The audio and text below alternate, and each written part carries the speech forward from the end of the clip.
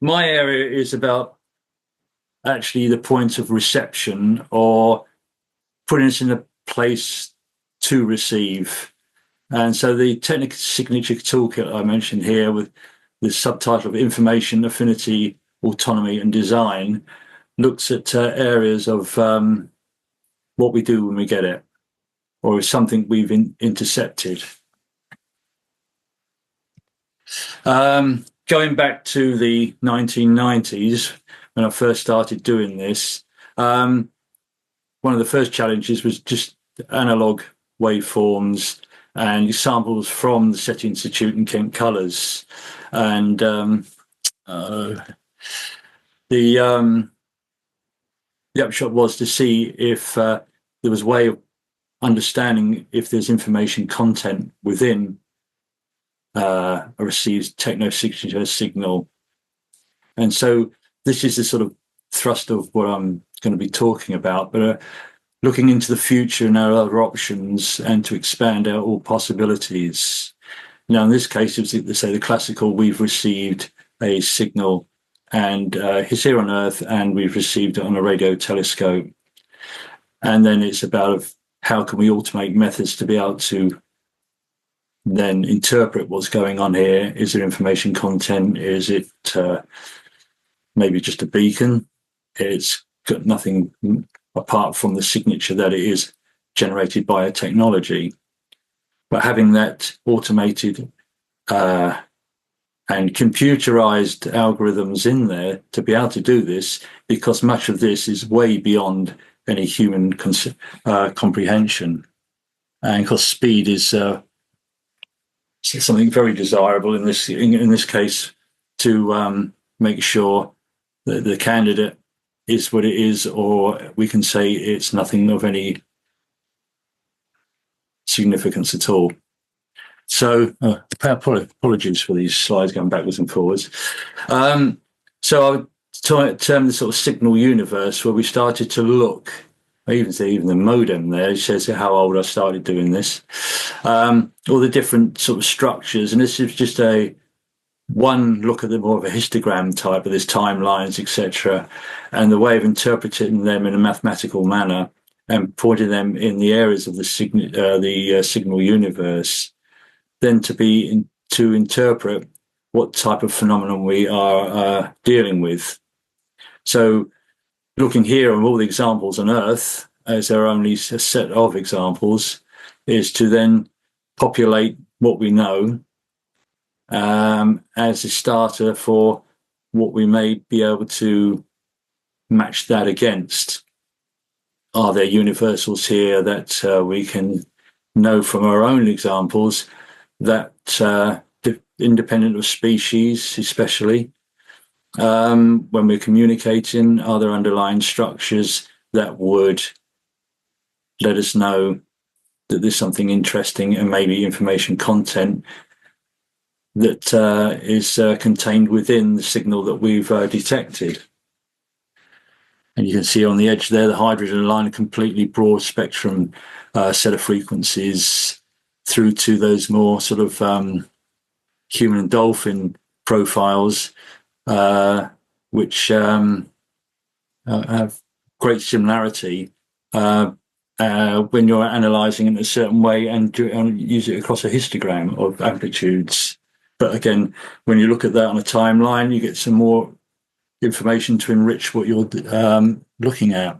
Again, you need the automation for these processes. So then also the other side of it, you then dig deep and then create these different analytical tools within the systems to look at all the different levels of structure within the signal. Now, you can see here I've put a few on, which is sort of entropic calculators, whether it's first or going through all the different orders, higher orders, to see what the maximum entry may be, or even to a granular 2 levels and moving up the patterns within it if these are starting to show themselves. So you go through a complex suite of different analytical tools to first understand what is being carried in the signal and how it's being put together, and those interrelationships. You can see on the right there, the affinity is looking at methods to be able to see how this may match against any known phenomena we have here on Earth. And because this is the whole point, even with the previous slides about the analog, we are looking, as has been mentioned before, the previous speaker, our examples are what they are, and that's where we have to start with. But we know there's going to be plenty of gaps, and the spectrum that we look at for even the signal frequencies, for example, these are a poor subset of all the possibilities that can be out there. The technology behind it, the frequencies of our senses may be just incapable of picking up on some of these things. So going beyond our capacity into the realms of artificial intelligence and all what it can generate is the way forward. And I've been doing that, say, from the 1990s when it wasn't on trend, but it certainly is the only way forward for us to put ourselves in a position where we can analyze at speed and beyond even what we are imagining that might be out there. And within that, the affinity matrix itself will be that sort of resource complemented tool that will be ever expanding and evolving depending on what examples we can gather, or that our own systems and artificial intelligence for one can start to simulate and go beyond what we're currently looking at. So looking at those interrelationships, those patterns, these are different sort of ways of looking at the interrelationships, whether it's a grid. In fact, the one at the top there is looking at all the different types of parts of speech interrelationships, and the only red ones there are the only ones that are significantly dissimilar, which ends up being articles within Chinese and English. There are only differences. There's a lot of similarity within them. You start to look at which is beneath the veneer of what communication can be, the sounds, the symbols we use, but the structure and the interrelationships underneath are far more robust in the way of understanding how the system works, in this case, communication. The one there that's looking at all those different possibilities there, interrelationships with those numbers on it, is actually the way dolphins put their communication together, not too dissimilar to us.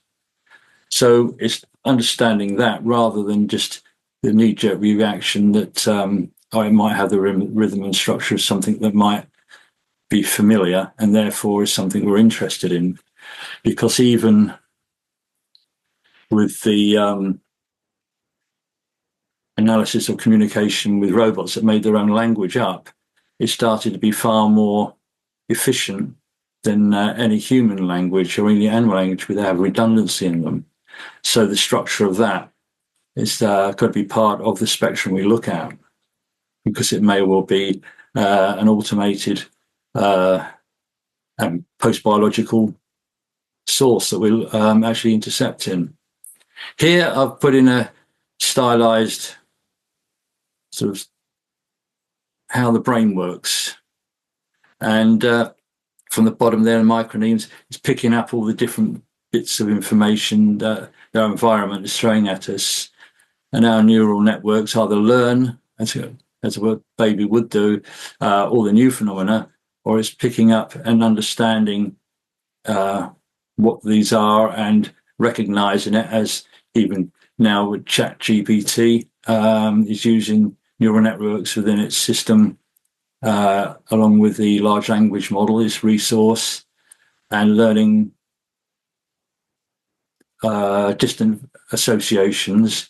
This is looking then at, with these sort of looking at these K lines and trees, associating that with known triggers that are associated with past knowledge and processes, and goes through these different levels. So it's going from the input or the training data through pattern, inherited data from previous knowledge, and then matching that to a narrative of what is happening at the moment. Now that is our true we've got true concept of meaning and consciousness at this point, the narrative stories. This is in a conceptual way, this is the sort of thing that's happening with our own brains every moment of every day, certainly when we're awake. So as AI is done from the beginning, it's always looked at how we do things as a starting point. And I think in this case, it's very good that we should be doing similar things to bring to bear previous knowledge and different ways of being able to analyze and interpret. So again, the sensor input comes in, and then we have the neural networks. So, but in this case, obviously a computerized version of a neural network, an artificial neural network. The sensors themselves, now the sensors can go way beyond anything we can. So we're starting to look at the full spectrum of possibilities, which is something we certainly need to do. And then taking from our own evolved, efficient systems that we have in our brain to be able to very rapidly process and recognize what's going on around in our environment. So by taking these as templates, we can then build up a picture automatically into a narrative story or interpretation from the data that we're analyzing from the intercepted Technosignature. Of course, there's no concept of meaning or consciousness, but then it can and could have the ability to actually just offer an interpretation to us, but also we are certainly from an earthbound situation, we are there to interpret what we are picking up from all this information. And because with an AI brain, it's likely to require programs several different ways, as we do, to actually not get stuck in one way, but actually to look at things from different points of view, as we would do, selecting different methods to solve the problem. And that's why all these different types and flavors of AI and processing, I think, are also very important for any such system. We have emotional cascades and different mental states, and we've got imaginations also to process to avoid physical risk. So what may be coming, scenario modeling. And here I've got an SR compass that I'll come to in a second for looking at different particular ways of selecting appropriate responses. The different types here, just really the AI reasoning analytical engines, you can see here there's the sort of examples of having risk registers and strategies, the different types of analytical generative AI types, simulators, lots of different ways there. The corpora of the resources of what knowledge we do have that we can build upon. Having the sensor arrays that from everything possible that we could even think or imagine that we can technically implement that will be far beyond the human capacity. And then onto looking at communication in other minds, looking beyond what we can do or even anything on this planet can do. But certainly by incorporating every type of communication system on this planet, we're starting from a better point. Having all our knowledge bases in as well from all the different resources, then that is something that, like any generative AI system that learns, can build upon. And then with the scenario modeling, case-based reasoning, and then protocols. And then the protocols are, because of this, what I call situational response compass, where, like any human in a particular environment, they may, and they will usually respond differently to different circumstances, or so whether it's a normal situation, or threatening, or even just survival. Even this is applied to the battlefield, where you may at one point be engaged for your own survival in a combatant way, and then you turn around and you realize in the next moment that as you moved on, that you're engaged with innocent civilians, therefore you want to help them, save them, and get them out of harm's way. So that compass is in with us, and the compass needs to be in a situation, and it doesn't need to be here on Earth, but we have to start to consider elsewhere. Now, I will just mention the disk strategy that I and Stephen Baxter published quite a few years ago, about 2010, which then breaks down and looks at the impact of a signal's content, whether if it's the looking at if there's communication in there, the size of it, the information theoretic content, these sort of things. If we've picked up on all the indicators that it is a message in there or information content, then there's a very graded and sort of detailed response and levels for that within this. But I won't go into that anymore here. We have to go off beyond the human conceit, as I mentioned before. So by mitigating this, we have to be vigilant to evolve our understanding what intelligence may look like.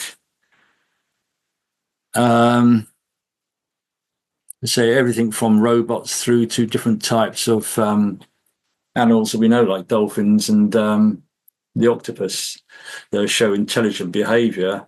And certainly the octopus has got about 500 million years distant common ancestor to us. So it's got no common evolution of understanding of intelligence, and yet it's come up with its own solution. So baselines and possibilities. In communication, we have natural human spoken written language, dolphin communication, Lagomera, which is the whistling language, android and robot communication. And like variations in communication methods, we also need to consider about life itself. And we only have 20 out of a possible 500, roughly, amino acids. So we're starting to look through AI for a generative language of biology. And there's already been examples of generating synthesized life from a different selection of baselines. So what could it be? The top left there is the AI, there's sort of intelligence there, or it could be an artifact, of course, or just a non-tethered life form that roams independently. There's so many different possibilities, but with a technosignature, we have to think of the whole spectrum of possibilities that these may actually present to us. Now, I've been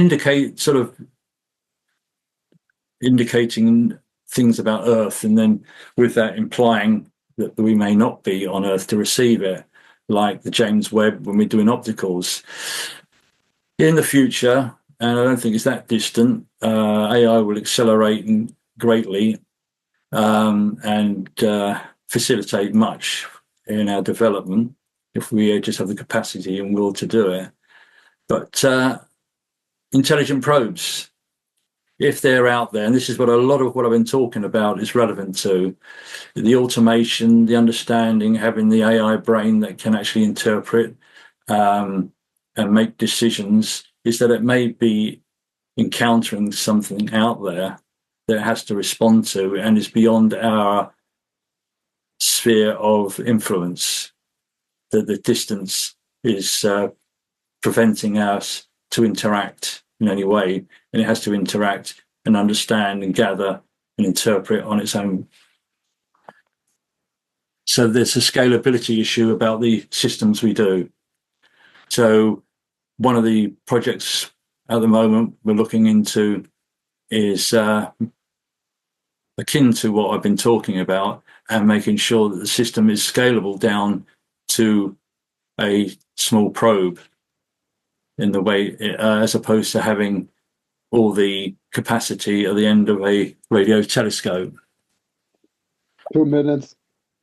Okay, so remote autonomous versus Earth-based systems is where I'm going with this. I'll quickly go through that. So the hub itself, which I coordinate, is looking into all these areas of readiness, whether it's for the systems for technosignatures or regulatory residence or security or resilience. And embedding knowledge into AI, machine learning is part of what we do here. So one last thought, when we actually send these probes out, do we actually want to think about them also as being von Neumann probes? Would we want to do that, or is the one we send out is the only one we send out? Okay, I'll leave that with you. Thank you very much.